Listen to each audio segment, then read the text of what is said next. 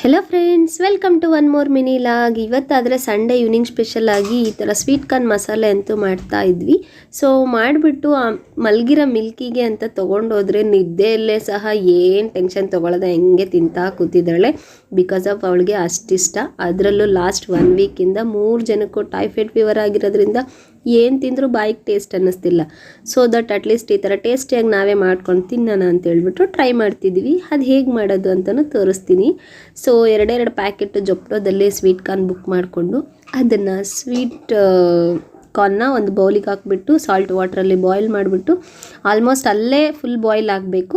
Then ಒಂದು ಬೌಲ್ಗೆ filter ಮಾಡಿಕೊಂಡು ಸಪ್ರೇಟ್ ಮಾಡಾದಮೇಲೆ ಒಂದು ಮೀಡಿಯಮ್ ಸೈಜ್ ಆನಿಯನ್ನು, ಒಂದು ಮೀಡಿಯಮ್ ಸೈಜ್ ಟೊಮೊಟೊ ಕಟ್ ಮಾಡಿ ಮಿಕ್ಸ್ ಮಾಡಿ, ಸೊ ಚಾಟ್ ಮಸಾಲ, ಮೆಣಸಿನ ಪುಡಿ, ಹಾಗೆಯೇ ಸ್ವಲ್ಪ ಸಾಲ್ಟ್, ಸ್ವಲ್ಪ ನಾರ್ಮಲ್ ಚಿಲ್ಲಿ ಪೌಡ್ರ್, ಅದ್ರ ಜೊತೆ ಲಾಸ್ಟ್ ಆ್ಯಂಡ್ ಲೀಸ್ಟಾಗಿ ಕೊತ್ತಂಬರಿ ಸೊಪ್ಪು ಹಾಗೆ ನಿಂಬೆ ರಸ, ಹಂಗಿನ್ಬಿಟ್ಟು ಹಿಂಗೆ ತಿಂದರೆ ಸೂಪರ್. Do subscribe friends.